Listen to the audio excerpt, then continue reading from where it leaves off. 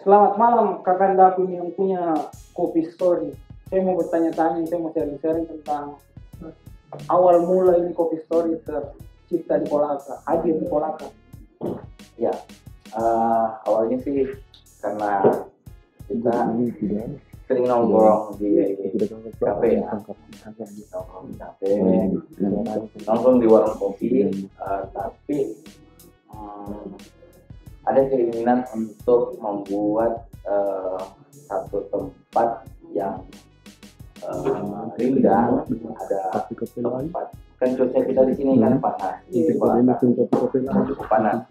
Nah, bagaimana membuat situasinya cukup hijau, kemudian interior dan menunya bisa dirasakan oleh banyak segmen. Iya, karena memang saya lihat tempat ini sangat-sangat berbeda dari tempat tempat yang lain, seperti tempat nongkrong lah di Kolaka. Ya, karena itu kita coba buat yang bisa ditangkap oleh banyak segmen, tidak hanya anak muda milenial, tidak hanya itu, tapi orang di kalangan profesional, kemudian di kalangan latar belakang berbagai macam latar belakang profesi, bisa bertemu di satu tempat, karena tempat ini juga saya niatkan untuk menjadikan wadah kolaborasi ide-ide dari orang-orang yang datang gitu, sharing informasi, sharing ide, dan mungkin ada yang berbagi rezeki di sini. Mungkin karena dengan adanya tempat ini datanglah yang bertemu dengan relasi-relasinya, ya seperti itu. Jadi bagaimana membuat tempatnya dulu yang nyaman. Nah, itu awalnya. Adapun peralatan kopinya cukup sederhana sih. Awalnya kita pakai manual rock. Oh, masih manual? Tidak, sekarang sudah ada mesin. Awalnya memang manual rock gitu, rock espresso. Kemudian ada Vietnam drip, tetapi kita hanya inovasi pada menu yang sederhana gitu. Jadi bisa dapat untuk semua kalangan. Jadi bukan hanya didominasi oleh kaum pria gitu, tapi juga bisa membuat nyaman bagi pengunjung wanita gitu. Terus yang terpenting harga pasti terjangkau lah ya. Harga terjangkau.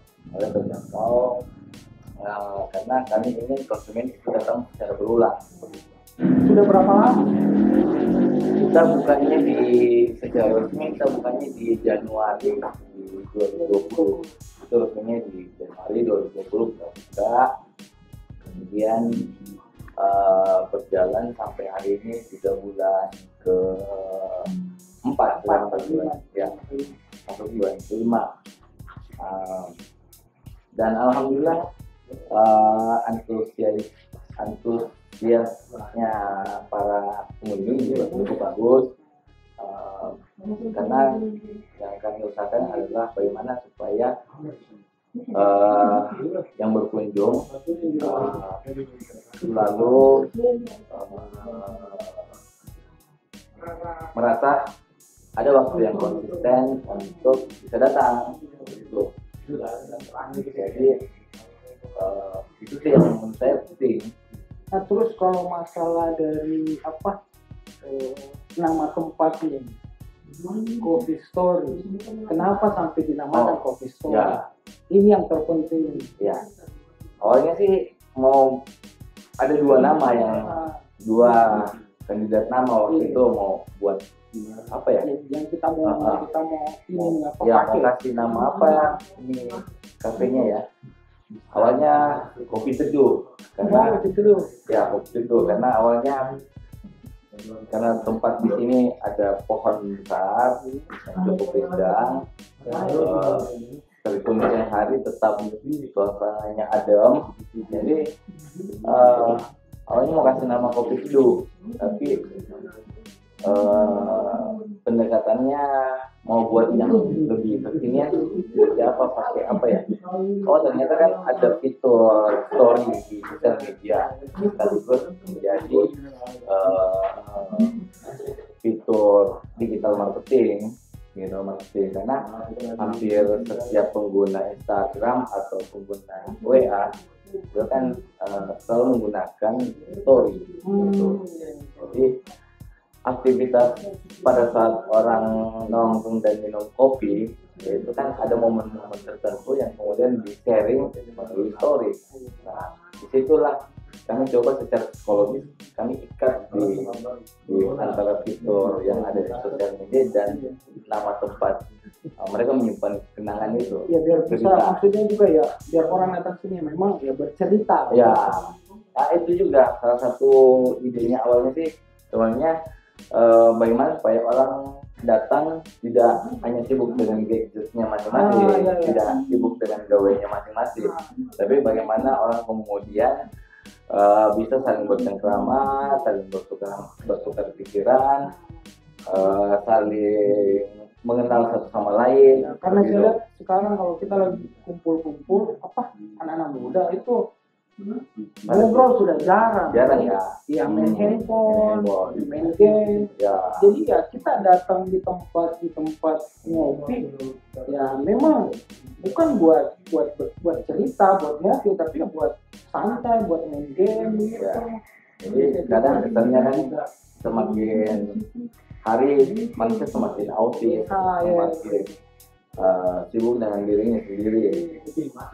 Padahal manusia hakikatnya kan makhluk sosial, yang mungkin ada yang curhat, mungkin ada yang mau membagikan pengalamannya, atau mungkin ada yang mau memberikan informasi baru tentang satu pekerjaan kah, atau tentang satu ide seperti itu. Jadi idenya bagaimana supaya kaitannya dengan nama kafe ini sendiri, bagaimana supaya orang mau bercerita. Di samping itu pada intinya tidak hanya main game sama main handphone. Di waktu-waktu tertentu kita menyediakan live musik. Ini. Tapi tidak setiap hari. Kemudian kita butuh untuk siapa saja yang ingin membagi suara merdunya gitu. Dengan genre musik seperti apa gitu. Kalau misalnya tidak ada player ya kita karaokean saja gitu. Memang suasananya itu sangat-sangat berbeda dengan tempat yang lain karena diusung dengan konsep yang serba kayu ya. Ya, temanya sih semuanya industrial. Dari sisi lantai kita pakai warna industrial, kemudian kita padukan dengan kayu gitu, biar setiap foto yang tertangkap oleh pengunjung itu lebih soft kalau dengan ornamen kayu gitu. Ya karena memang pas saya datang baru-baru pulang ke lagi, saya lihat sini ada apa ini, tempat apa, kenapa ada kayak ya gimana ya, memang beda. Jadi pas kita lewat lihat, penasaran memang orang masuk. Memang ya cukup unik sih tempat. Nah, berhubungan dengan pandemi COVID ini, otomatis kan semuanya ya berpengaruh, berdampak terhadap ya mungkin itu warung makan, ya seperti tempat saya ini Coffee Story ya, bagaimana masalah pendapatan, apakah itu mempengaruhi? Kalau berpengaruh sangat berpengaruh, cuman yang patut disyukuri bahwa Kolaka mudah-mudahan tidak pernah masuk pada zona merah. Amin. Mudah-mudahan tidak pernah masuk zona merah sehingga tidak ada pemberlakuan PSBB. Karena efek dari pembatasan sosial besar-besaran itu kan membatasi aktivitas ekonomi. Membatasi aktivitas bisnis. Nah, pada saat itu otomatis banyak orang yang akan kehilangan pekerjaan. Sementara banyak orang yang sangat tidak siap dengan situasi ini, sehingga Coffee Story sendiri tetap membuka, tetap beroperasional, memprioritaskan take away, minum di luar, hanya datang beli. Tetapi kalau mau tetap nongkrong silahkan, tetapi tetap dengan jaga jarak, pakai masker, membawa masker, kemudian silahkan cuci tangan terlebih dahulu sebelum masuk, gitu kan, sehingga kita tidak punya kekhawatiran gitu. Pada intinya ya mungkin ikuti aturan yang berlaku. Ikuti aturan yang berlaku, tapi jangan panik. Kalau kita supaya imunitas kita juga terjaga, kan kalau kita tinggal di rumah terus kan jenuh juga, badan sakit-sakit, terus jarang keluar, suntuk, malah bisa sensitif. Gitu. Apalagi kalau masalah cuan, masalah duit, orang lebih sensitif. Jadi kita butuh sedikit melonggarkan ini perasaan, gitu. Biar refresh lagi. Ya. Jadi Coffee Story tetap buka, tetap profesional, karena itu tadi kita tetap harus bekerja, kita tetap memberikan peluang pada karyawan dari pengunjung untuk saling berinteraksi sekalipun dengan ada mode batasan, gitu. Oh, berarti memang ya, masih tetap ada dampak dari corona ini. Iya, ada dampak. Kalau pembatasan sosial besar-besaran, mau tidak mau, Coffee Story juga harus tutup. Tapi Sulawesi Tenggara dan termasuk Kolaka, itu alhamdulillah belum masuk zona merah, kemudian belum tidak menjadi epicenter di Tenggara, sehingga ya kita sikapi saja dengan mode batasan yang lebih soft gitu.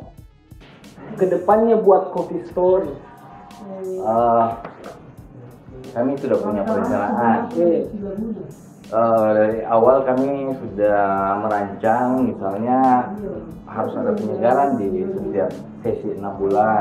Apakah di dalamnya ada perubahan gambar, interior, atau ada perubahan lighting, sehingga setiap berapa bulan, per 6 bulan itu ada perubahan sekitar 20% gitu. Jadi orang juga tidak bakalan bosan gitu. Apalagi mungkin mengenai rasa-rasa kopinya. Kalau menu itu sudah pasti akan terjadi inovasi, tapi terkadang yang paling jarang dilakukan oleh banyak pelaku bisnis kopi adalah tidak menyegarkan situasi interior gitu, sehingga karena memang saya lihat di Kolaka khususnya penikmat ketika ada yang baru memang pada berdatangan, tapi setelah itu hilang lagi. Jadi bahasanya kayak apa ya, panas-panas teh ayam begitu. Itu yang susah tidak dibeli. Bosan-bosanan ya, orang bosan-bosanan. Jadi kalau saya sih salah satu tipsnya itu adalah, ini rasa bisnis sih sebenarnya. Rasa bisnis sebenarnya. Iya, tapi kita berbagi ya.